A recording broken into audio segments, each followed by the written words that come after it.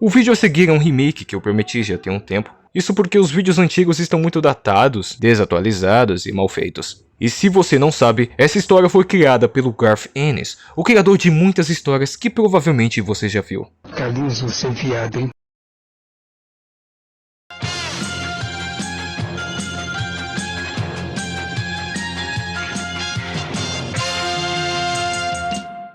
Alguma coisa aconteceu com os alimentadores. Nunca se soube o que é ou porquê. Alguns de nós achamos que podia ter sido algum cheiro, uma mordida, um gole. Mas isso fez com que eles quisessem se machucar. Às vezes uns aos outros, às vezes a si mesmos. Até que quase todos tivessem sumido e tudo fosse diferente para sempre. E fez com que quisessem se machucar, machucar e machucar. A cena corta e agora estamos no presente. Um cachorro, um border collie, tentava se libertar da sua coleira desesperadamente, enquanto seu dono já não estava mais entre nós. Meu nome é Charlie e eu sou um cachorro. Eu fui treinado para ajudar. Eu tinha tanto orgulho do meu colete. Eu acho que o Red e o Rover sabiam disso, mas nunca falaram nada. E eu também nunca disse nada a eles. Eu costumava me encontrar com eles no lugar de cachorros. Meu alimentador não podia enxergar, então não podia me levar pra lá. Mas ele não se importava de eu conversar com os outros. Eu gostava dele. Eu gostava de ajudar ele. Eu sinto tanto a sua falta. De repente, um homem se aproximava do cachorro com um isqueiro e um galão de gasolina.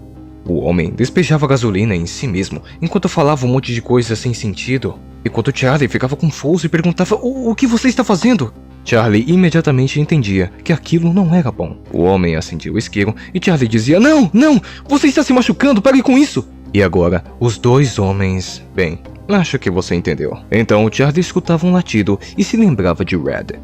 E lá estava ele, como o próprio Charlie dizia, o grandalhão burro, acompanhado de mais dois cachorros. E Charlie dizia muito feliz. E lá vem ele, atravessando o fogo e a fumaça. Parecia que nada podia pará-lo. Charlie, não se preocupa, cara, dizia Red. A gente ouviu e sabíamos que era você. Red, o que é isso? O que tá acontecendo? Tá tudo certo, tá de boa. A gente vai te tirar daqui. Mas como? Boa pergunta. E então, Charlie via os outros cachorros, um pastor alemão e um Basset Hound. E o pequenininho, o Rover, dizia: Caramba, Charlie, olha a merda que você se meteu. Rover veio do outro lado do Splash. Ele falava esquisito. Rover analisava a corrente e dizia: tá bom, a gente vai ter que morder isso aqui. Enquanto isso, o pastor alemão dizia: eu falei pra vocês que a gente nunca devia ter vindo pra cá. Mas Rover dizia que não, porque vai todo mundo junto. Mas o pastor alemão insistia, falando: não, ela vai se romper sozinha, vamos embora. Rover argumenta, dizendo: não vai dar tempo, você vai ajudar ou vai ficar aí parado? Enquanto a merda toda se desenrola, o pastor alemão vazava. E Charlie dizia: o Max sempre foi um pouco chato. Mas você até poderia gostar dele, ele não era de todo ruim. Mas bastava você relaxar e vinha aquela frase que estragava tudo. Tipo quando ele chamou os alimentadores do Rover de aqueles alimentadores. Enquanto seus amigos ajudavam Charlie, ele prosseguia com seu monólogo. A gente sabia que era errado, sem saber o porquê. Rover achava que ele pegou isso dos alimentadores dele. Então, Charlie dizia que era melhor que eles fossem embora. Mas eles insistiam e conseguiam romper a sua coleira.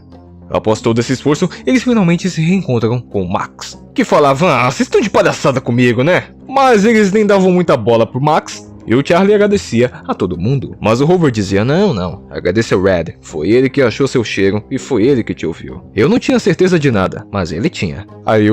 Aí do nada o Red parava e falava: cara, como é que tá minha bunda? O quê? Não, Red, agora não, cara. Vamos lá, eu preciso saber como é que tá minha bunda, cara. Red, qual é? Vai lá, cara, só uma cheiradinha, rapidinho. Aí o Charlie se aproximava e... Está bom, cara, está bom. Valeu, cara. Então, Rover começava a subir as escadas.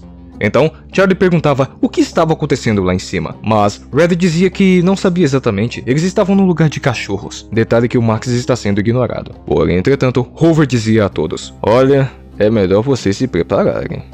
E o que acontecia lá fora era quase como se fosse um Crossed 2.0. Aviões caíam. Pessoas caíam, se é que você me entende. Tudo pegava fogo, tudo estava destruído. O mundo acabava diante de seus olhos. Charlie ficava desesperado e perguntava: não, O que faremos? Na maior paciência do mundo, Red dizia, que tal achar um alimentador? O cérebro do Red era diferente da maioria. Às vezes demorava um pouco pra pensar nas coisas. E também pra processar. Calma aí, parceiro. Dê 5 segundos pra ele pensar. O Rover não era mau. De ruim, só tinha a cara mesmo. O Rover e o Red achavam que eu era o mais inteligente, porque meu alimentador dependia de mim. Parecia que tudo aconteceu de uma vez, mas naquele momento eu não tinha um único pensamento.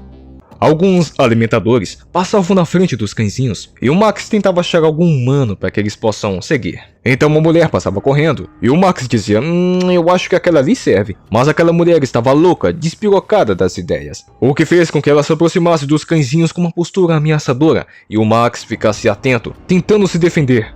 Só que do nada, aparecia um cara e investia com todo o seu peso pra cima do Max. Os cãezinhos ficavam sem entender nada, tipo, o que tá acontecendo aqui? Em seguida, o homem erguia Max pela pata, matando o cachorro, o jogando contra um táxi com toda a sua força. Enquanto Charlie latia incessantemente, dizendo, alimentadores não machucam cachorros! Alimentadores não machucam cachorros! Charlie latia e latia, mas o homem parecia estar fora de si. De repente ele corria a toda velocidade, batendo de cara contra a parede.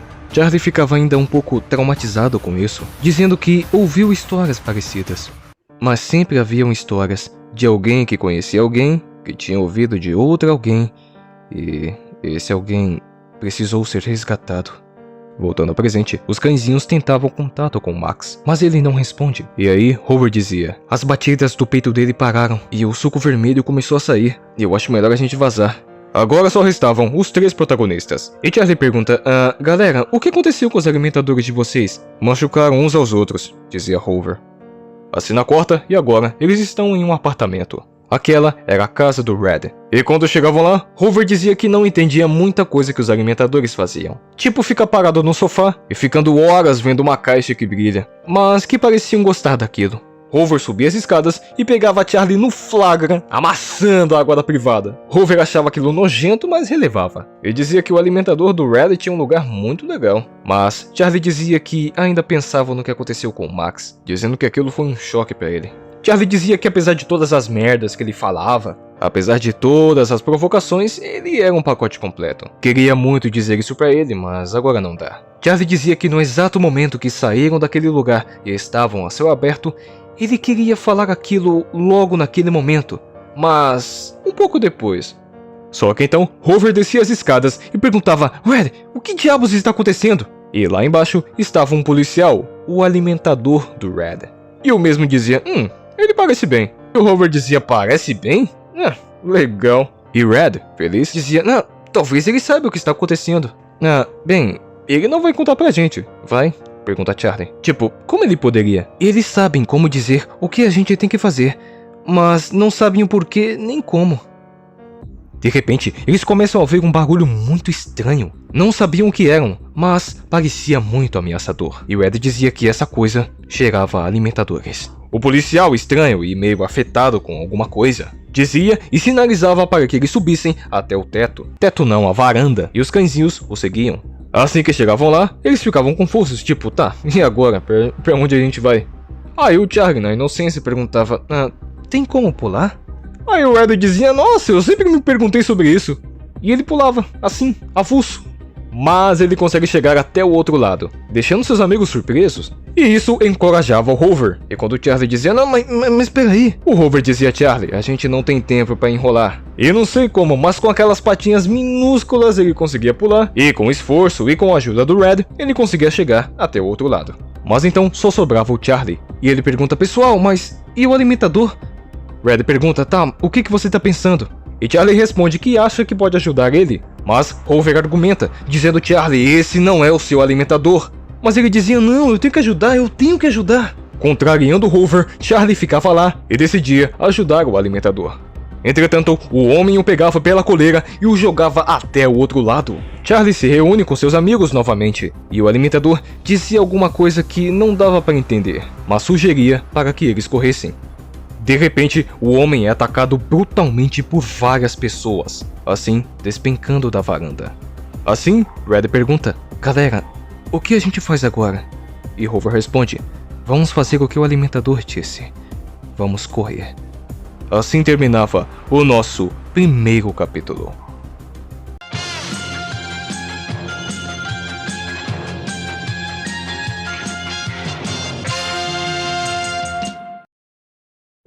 Os cãezinhos caminhavam por uma cidade destruída, ainda em chamas e marcada pelo colapso da humanidade. E Red tenta se distrair, repetindo várias vezes na sua cabeça que é um cachorro, só para não pensar no caos que deixava Charlie bem puto. E não demorava muito para que começassem a sentir falta de uma coisa: comida. Como eles vão fazer para encontrar comida? Afinal, quem fazia isso eram os humanos, e eles já não estão mais entre eles. Então começam a discutir sobre para onde devem ir. Então Red citava o Grande Splash, se lembrando de quando seu dono o levou para lá. Então a ideia de atravessar surge como inevitável. Entretanto, isso só aumenta a dúvida e a incerteza. Enquanto Hoover e Charlie discutiam sobre procurar comida nas casas humanas, Red sentia cheiro de cachorro. Aí de repente aparece uma dúzia de chihuahua latindo incessantemente, todos em conjunto. E esse coro dos infernos acaba irritando os nossos protagonistas. E quem já teve ou tem chihuahua sabe que esses bichos aí é complicado. O Hoover putaço grita com eles e manda calarem a boca, o que por um momento funciona, para logo em seguida continuarem latindo feito loucos. Com esse barulho infernal, os doguinhos já estavam ficando doidos das ideias. Mas não nos preocupemos, o roteiro tem a solução.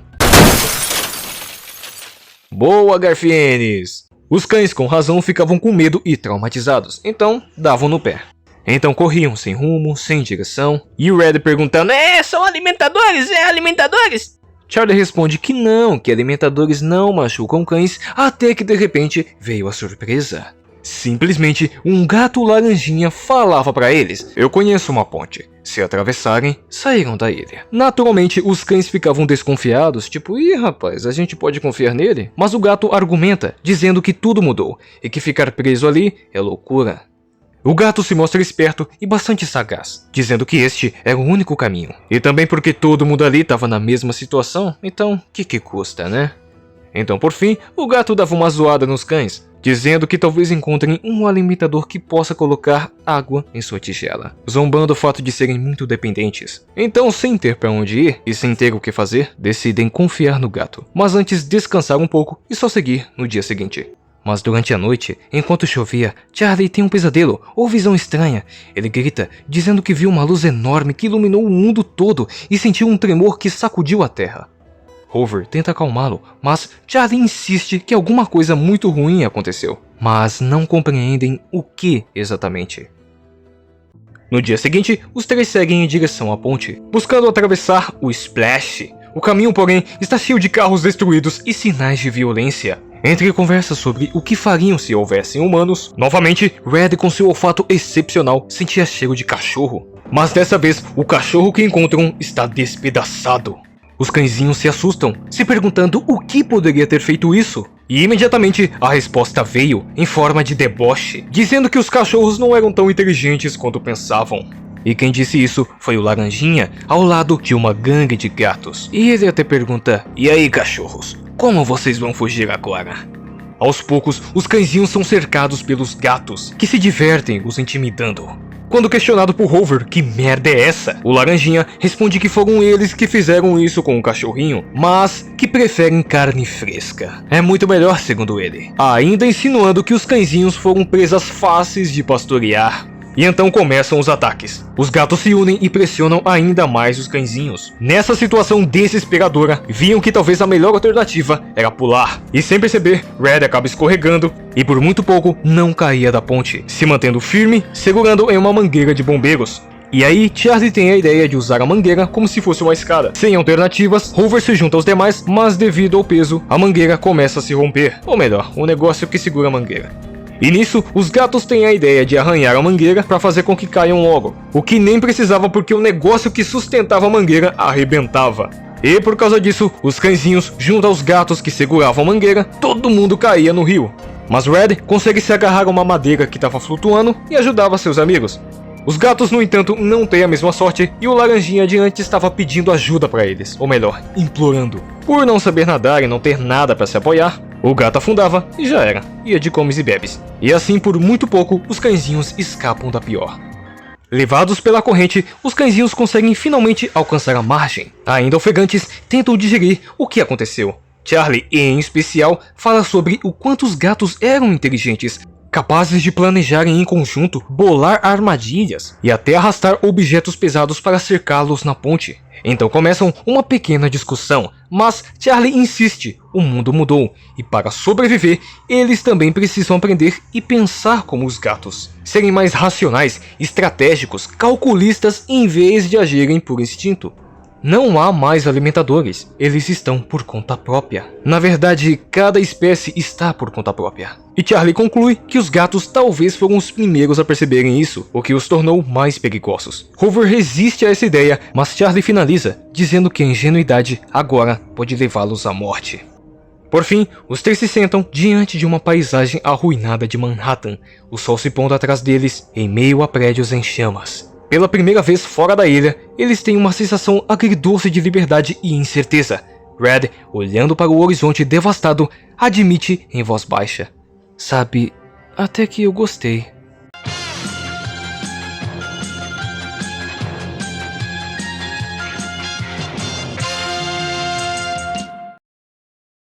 Agora fora da cidade e cercados por campos abertos, Hoover, Red e Charlie experimentam pela primeira vez a sensação de liberdade. O cheiro da mata, a abundância de milho e a possibilidade de encher o estômago vazio trazem alívio. Um contraste enorme com a fome e o medo da ponte. É nesse cenário que eles percebem algo novo. Precisam caçar para sobreviver.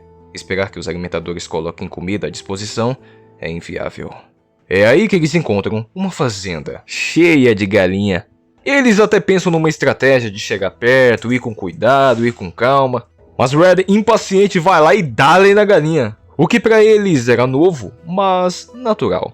Hoover e Charlie ficam meio abalados, porque cruzaram uma linha, fizeram algo impensável. Era a primeira vez que faziam isso sem ajuda humana. Só que, meu amigo, a fome tá gritando. Não tem espaço pra piedade.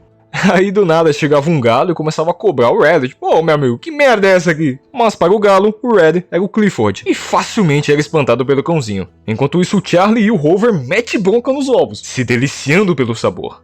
Após fazerem uma boquinha, os cães exploram a região e acabam se encontrando com Bingo, um vira-lata despreocupado e cheio de energia, que aproveitava e brincava junto aos três, desfrutando da liberdade.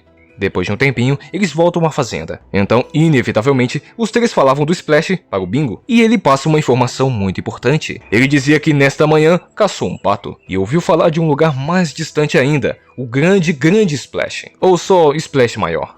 Ele dizia que era um corpo de água muito maior, onde supostamente ainda existiam humanos. Para os três, isso soa ao mesmo tempo como uma esperança, mas também uma ilusão. E mesmo assim, Bingo planta a ideia de que há um objetivo muito maior do que somente ficar vagando por aí. Mais tarde, ao pôr do sol, os três discutem exatamente sobre isso, o que fazer futuramente.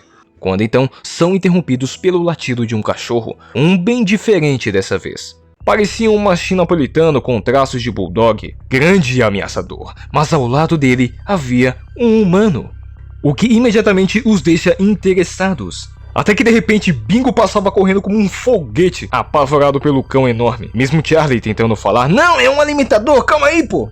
Então beleza, os três estavam sozinhos de novo, então cabia a eles resolver essa situação. Olhando atentamente, viam que esse alimentador era diferente daqueles enlouquecidos da cidade. Mesmo sendo selvagem, ele ainda consegue pensar, pelo menos é o que ele mostra. Vendo o humano se alimentando de carne crua, Charlie dizia que isso estava completamente errado, pois ele dizia que os alimentadores tinham que esquentar a sua comida para depois comer. Ele tinha certeza que todos faziam isso, assim como os seus também faziam. O pior de tudo era ver a submissão desse garoto ao cachorro, ao que nossos protagonistas assistiam com horror. Tipo, como assim? Os papéis foram invertidos? Como assim, cara? Então, motivado, Charlie dizia que eles deveriam fazer alguma coisa. Quando caía a noite, nossos protagonistas começavam a se planejar. O plano era simples. Red tem o melhor olfato e é o mais rápido, então ele iria distrair o cachorro, enquanto ele e Hoover ficavam para pegar o humano. Simples. Só que eles não eram os cães mais discretos do mundo. O cachorrão facilmente percebe a presença deles e parte pra cima com tudo.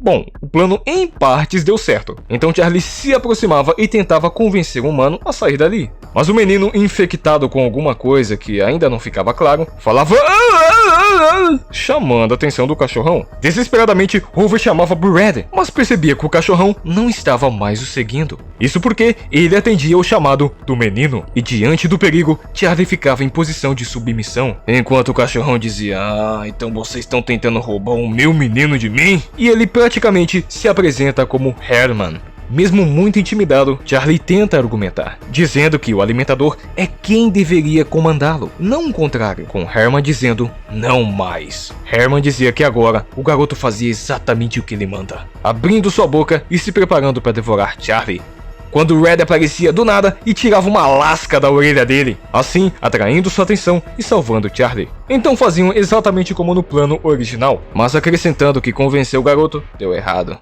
Um tempo se passava e o Red finalmente se reencontra com seus amigos. O que aconteceu foi um teste de resistência. Red levou o cachorrão pra longe, cansou ele e voltou. Além do mais, ele revela que encontrou um lugar muito estranho, que era tipo uma borda com uma descida enorme. Aí o Robert pergunta: e você não achou importante falar isso pra gente, não? E o Red responde: não. Do mais absoluto nada, o garoto aparecia correndo e fazia o quê? Se jogava do desfiladeiro. No dia seguinte, Charlie se mostrava bem abalado, tipo, nossa, a gente fez tudo isso pra nada? A gente encontrou o alimentador pra isso? E o Hoover, desfrutando de uma carne deliciosa de galinha, perguntava: mano, você não vai comer não? Tá uma delícia! E Charlie dizia que queria muito encontrar os humanos, revelando seu desejo de atravessar o grande Splash e finalmente achar alimentadores. Mas Red e Hoover não compartilham desse otimismo. Ainda mais o próprio Hoover, o mais cético deles, diz que não quer mais viver dependendo de humanos. Já Red, embora leal, se mostra cansado, mas conformado com a sua vida atual. Mesmo assim, Charlie insiste. Ele precisa tentar, precisa saber se existe algo adiante. Assim terminando com os três divididos emocionalmente, mas ainda caminhando juntos. Mas ainda não acabou, pois mostrava a casinha do Herman e o corpo do garoto caído, mostrando que Herman está furioso.